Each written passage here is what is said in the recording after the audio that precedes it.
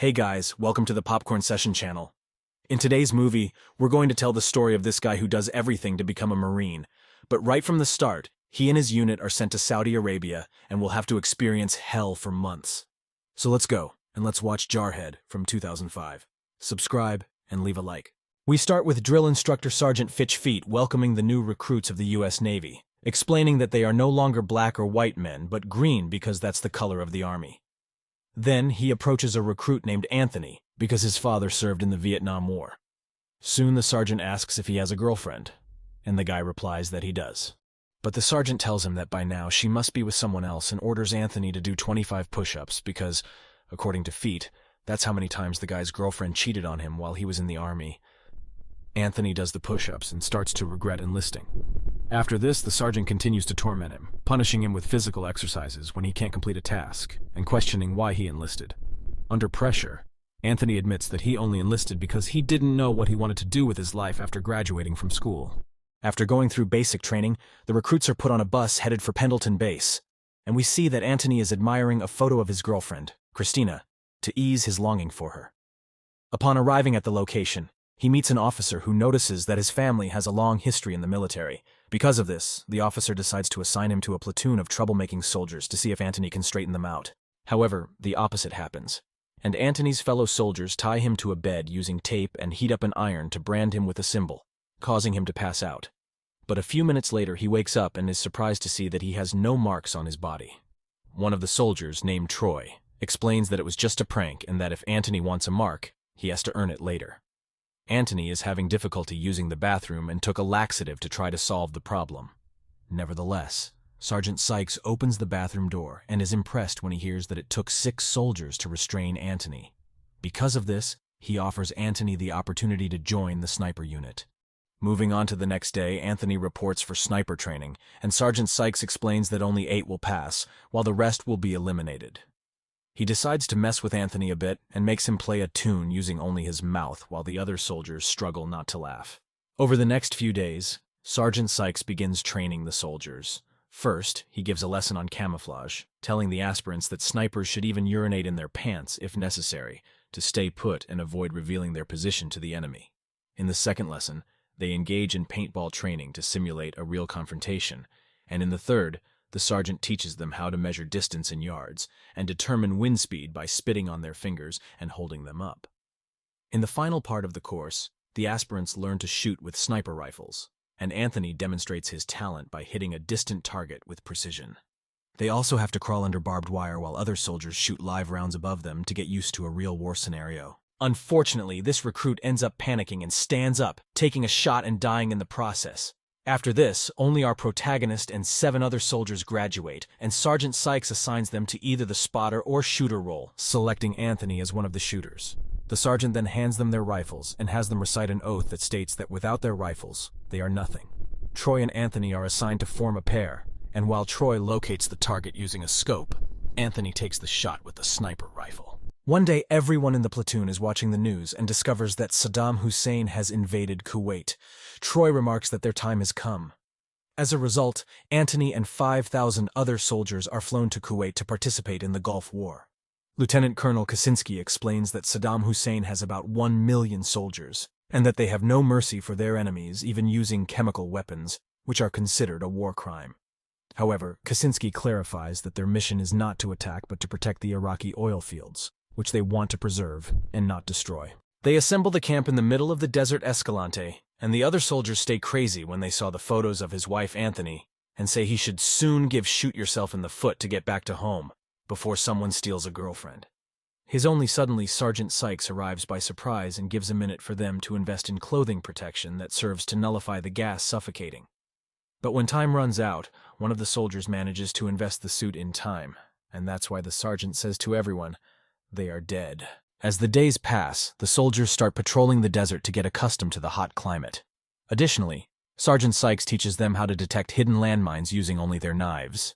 However, as time goes on, the soldiers start getting bored and even organize a scorpion fighting ring, betting money to see who the winner will be. Now, 62 days have passed since Anthony arrived in the desert, and there are not just 5,000 soldiers, but 115,000. However, there is still no sign of the enemy troops, and the soldiers are more bored than ever. They even create a wall of shame to display pictures of unfaithful women who have cheated on some of the soldiers in the camp. Anthony checks this wall every day to see if his girlfriend Christina is among them. Sergeant Sykes informs the soldiers that some reporters are arriving to interview them, but strictly prohibits them from complaining during the interviews, emphasizing that soldiers should not express their own opinions. So they start giving interviews, falsely claiming that everything is fine and that they are loving their time in the desert. However, Anthony decides to disobey the sergeant and admits to being terrified of the bombs that the Iraqis could launch at them. After Anthony's revelation, the reporter asks what resources they have to protect themselves from chemical attacks. And the sergeant showcases the NBC protective suits, which are designed for both chemical and biological attacks, as well as radiation. The reporter questions whether the soldiers can wear these suits in the scorching desert heat, and to prove that they can, the sergeant has them play a game of American football while wearing the suits. However, Dave starts a fight with other soldiers, embarrassing the sergeant in front of the cameras, as it demonstrates that the platoon he commands is undisciplined. Then the sergeant provides water for the soldiers to show that they can stay hydrated even while wearing the masks, since they have tubes for drinking. However, the soldiers only complain and do not follow the sergeant's instructions. As if that weren't enough, they strip down in front of the cameras and engage in a striptease. At night, the sergeant decides to get back at them for their antics and orders the soldiers to pile sandbags under the rain, making them work hard. Afterward, they are resting in the tent, and Anthony receives his dog tag, but becomes irritated when he notices that there's an error in one of the pieces of information on it. For those who don't know, a dog tag is essentially an identification tag that contains information such as the soldier's name, blood type, etc. Additionally, Anthony receives a letter from his girlfriend Christina, in which she mentions that she has been talking a lot with someone named Crow, the hotel manager where she works. This makes Anthony suspect that he might be cheated on, and he becomes devastated. Mastroy tries to console him, mentioning that they will have 2 days of leave to clear their heads. The next day, the soldiers begin their leave, and they are allowed to make calls to their families. Anthony decides to call his girlfriend and subtly asks about this person, Crow. Christina becomes irritated and insists that he is just a friend, but before they can continue their conversation, the call is abruptly disconnected. After this, Anthony is in the bathroom and sees Christina's reflection in the mirror, which disgusts him and causes him to start vomiting sand. However, suddenly he wakes up startled and realizes it was just a nightmare. Seeing that his friend is suffering, Troy invites him to watch the movie, The French Sniper, that Officer Detman's wife sent him. So, the soldiers gather in the living room and put in the tape to play. However, instead of the movie, a steamy scene appears, and Detman soon realizes that it's his wife with the neighbor, as she recorded everything and sent the tape to get back at him. He starts crying and leaves the room. Anthony and some other soldiers take advantage of his absence to replay the tape, but Troy stops them, explaining that it's a terrible thing to do to the guy. Troy then wonders why Anthony wanted to see the tape, and Anthony admits that he wanted to know what betrayal looks like, suspecting that Christina might have done the same thing with that hotel manager. Later, they return to the camp, and we learn that 122 days have already passed, with approximately 390,000 American soldiers protecting this vast desert. However, Anthony remains sad because of his girlfriend. So he decides to buy several liters of liquor to drink with the guys and celebrate Christmas Eve. It's his turn to be on watch outside during the night, but he asks Fergus to take his place, promising to make it up the next day. While everyone is drinking and having fun inside the tent, Fergus starts cooking some sausages outside and gets distracted. A fire breaks out, and Ferguson tries to put it out but accidentally spills a gallon of fuel on the flames. The fire spreads and reaches the ammunition crates, causing gunfire-like noises in the camp. This leads the soldiers to believe they are under attack by the Iraqis. However, Fergus explains what happened, and the next day, Sergeant Sykes discovers that the incident occurred because Anthony had taken alcohol without permission and had also delegated his watch duty to someone else. The sergeant explains that he doesn't want someone as irresponsible as Anthony covering them in a real combat situation. That's why he decides to expel him from the squad of snipers. After that, the guy is placed to burn the feces of camp bathrooms. But it's not as simple as you think, because you need to stir everything while it boils and have to wait for that bad smell, besides get all covered in poop smoke. Afternoon, Anthony is very weak mentally, and that's why they threatened a bullet in iron, explaining that will lie to the officers, that it was a gunshot accidental to get a few years of chain. And then Fergus argues that no was to blame, because that lookout was for be made by Anthony. But the guy points out your rifle at him, causing Fergus despair and start crying. Then Anthony's mental health worsens furthermore, and he hands over his gun to Fergus, and asks the guy to finish him because he can't take it anymore, Army, and also due to the fact that probably been betrayed by Christina. But fortunately, Ferguson did not pull the trigger, and Anthony calms down and returns to normal. After that, the soldiers are patrolling the desert, and Troy gets knowing what happened in the tent and makes Anthony apologize to Fergus only. Suddenly, they hear some noises shot, and then come closer to see what is. They find some silhouettes appearing on the horizon, but the warm air makes it very difficult for soldiers to see, and so they can't figure out if are allies or enemies.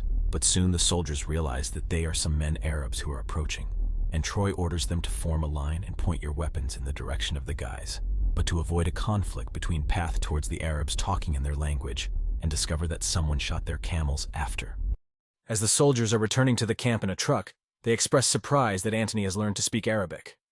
They encounter a woman wearing a turban driving a car, and Dave starts making obscene gestures toward her, angering Anthony. Upon reaching the camp, Sergeant Sykes reveals that Saddam Hussein has declared a holy Muslim war against the infidels and enemies of Islam. Anthony and the other soldiers are sent to protect the border because the war has finally arrived. Sykes explains that they anticipate at least 30,000 casualties on the first day of the conflict. He provides injections and pills for the soldiers to use to delay the effects of chemical attacks. However, one of the soldiers is afraid to take these pills due to potential long-term side effects. Sykes reassures him that he doesn't have to take them if he doesn't want to, but emphasizes that victims of chemical attacks carry lifelong scars. The soldiers then begin digging holes to sleep in for the night. However, Troy loses patience and expresses frustration about having to fight in the open desert, which lacks natural cover compared to places like Vietnam with trees and buildings for protection. Anthony becomes irritated because Troy is essentially undermining troop morale. Sykes calls Anthony aside for a private conversation and reveals that they discovered Troy lied about not having a criminal record. As a result, Troy will be expelled from the army and face punishment upon their return home. Anthony finally understands why Troy has been so agitated and asks why he didn't disclose that he would be expelled from the army. However, Troy tells him to mind his own business. During the night, Anthony receives back the t-shirt he had given as a gift to Christina months ago, along with a note from her saying that she will always love him, but that it's all over between them. Kruger remarks that they are all just disposable Marines, and nobody cares about them, not even their families or girlfriends. Anthony then shares that Troy will be expelled from the Marines, and in response, the others hold Troy down and use a hot iron to brand his skin with the Marine Corps emblem. This leaves Troy emotional because only deserving soldiers receive this mark. You might have thought that David would face consequences for making those obscene gestures toward the Arab woman. But the reality is that in some of these countries, a man's word carries more weight than a woman's, and it's likely that she would be the one punished if she were to report something, not the soldier. Continuing with the story, the Iraqis start firing at them using artillery, and Anthony is the only one standing without taking cover in the trenches. Sykes and the others urge Anthony to seek shelter, but he is so mesmerized that he can't hear them. He soon realizes that he has urinated in his pants. Sykes then asks Anthony to fetch a battery for the radio in the truck. Anthony runs to avoid the bombs and manages to return with the battery, but he soon realizes it's discharged. The Iraqis start to retreat, and the Marines seize the opportunity to advance and gain more territory.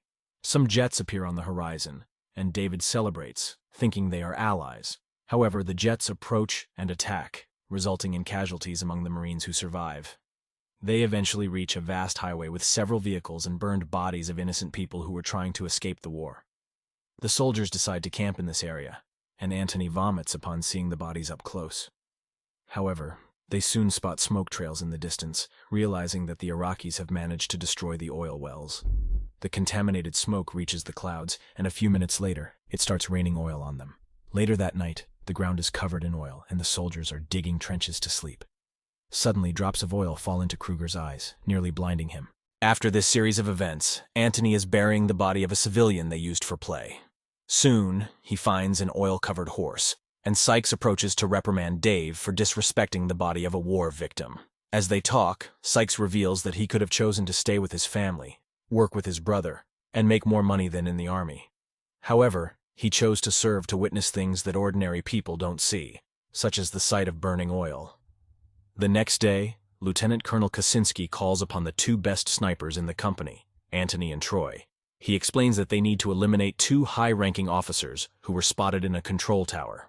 Without these officers, the enemy battalion will become disorganized and likely surrender.